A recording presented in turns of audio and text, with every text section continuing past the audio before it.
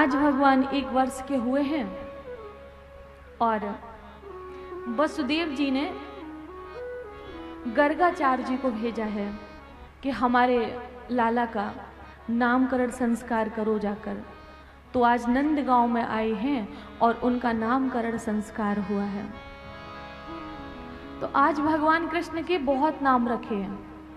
क्या क्या नाम है?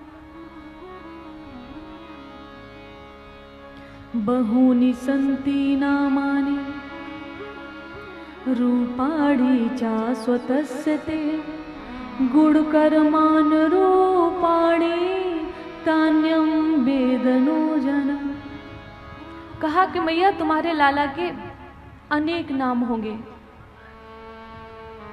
दया का गुण होगा तो दया सागर नाम पड़ेगा, करुणा का गुण होगा तो करुणा का सागर नाम पड़ेगा, सबको आनंद प्रदान करेगा, इसलिए इसका एक नाम आनंद पड़ेगा। तभी तो कहते हैं नंद के आनंद भयो, इसीलिए कहते हैं नंद के आनंद भयो, अर्थात आनंद के दाता हुए हैं, आनंद के सागर हुए हैं।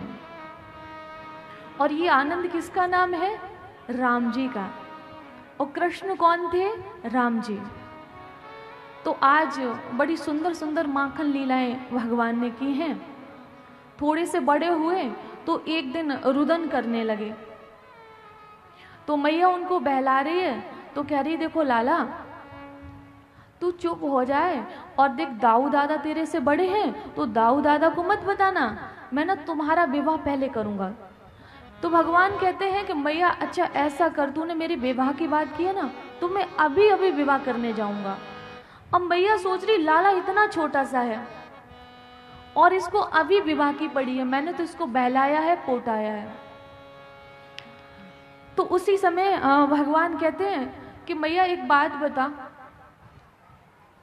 कि दाऊ दादा की तो चोटी बहुत लंबी है। ये जो पंडित लोग सिखा रखते हैं ना ये वाली, कितने लोग समझ रहे इस बात को? हाथ उठाइए।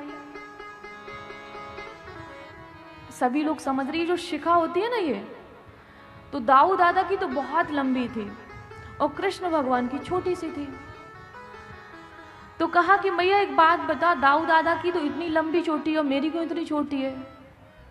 तो मैया ने कहा देख लाला तू खाता है माखन और रोटी और दाऊ दादा कच्चा दूध पीते हैं और कच्चा दूध पीने से ये चोटी लंबी हो जाती है। सूरदास जी लिख रहे हैं ये भगवान की लीलाएं, बड़ी सुंदर लीलाएं लिखी हैं।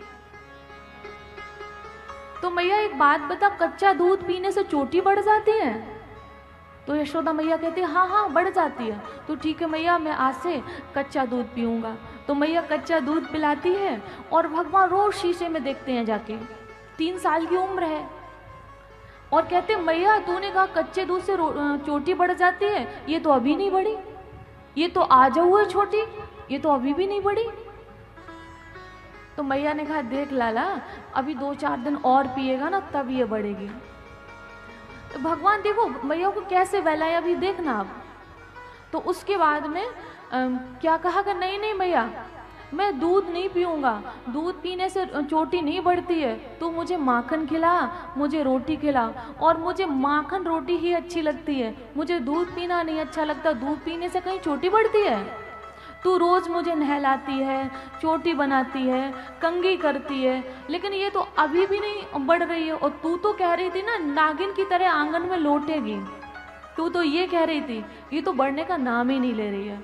जब मैया को लगा कि भगवान मतलब बाल स्वरूप भगवान ये ऐसे तो मानेगा नहीं, तो रोने लगे। तो मैया ने चंदा दिखाया, चंद्रमा।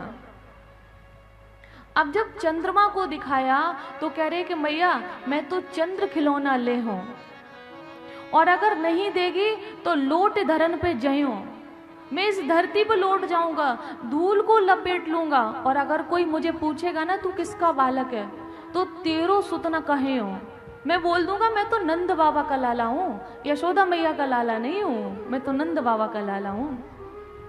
तो अब मैया इतनी परेशान है कि लाला को कैसे मनाया जाए, आज तो ये रोए जा रहा है। तो मैया ने कहा कि एक काम कर लाला, थोड़ा सा तू आंगन में खेल ले और तो चंदा मामा तो बहुत दूर है, वो तो आसमान में है, वो दूर से दर्शन किया जाता है, पास में नहीं लिया जाता। बोला नहीं नहीं, मुझे चंद्रमा ही चाहिए। तो मैया ने कहा ये बता करोगे क्या? तो सूरदास जी लिख रहे हैं मैं खाऊंगा। बाल स्वरूप भगवान कह रहे मैं खाऊंगा। और मैया एक बात बता, चंद्रमा खाने में खट्टा होता है कि मीठा? और मैया कह रही मैंने क्या खाया है जो बता दूं मैं खट्टा होता है कि मीठा? ऐसे बाल स्वरूप भगवान लीलाएं करते हैं। तो मैया ने आंगन में थाली रख दी, उसमें पानी भर दिया। बड़ा सुंदर पद लिखा है हमारे ब्रज में, आप लोग भी सुनिए। मैया सोच रही होंगी कि साध्वी जी ने कहा था कि आपको बाल लीलाओं का दर्शन कराएंगे, लेकिन आज भी इनकी ज्ञान की चर्चा चल रही है, तो मैंने इसलिए सोचा कि आपको थोड़ी तो बाल लीलाएं सुनाई ही दें।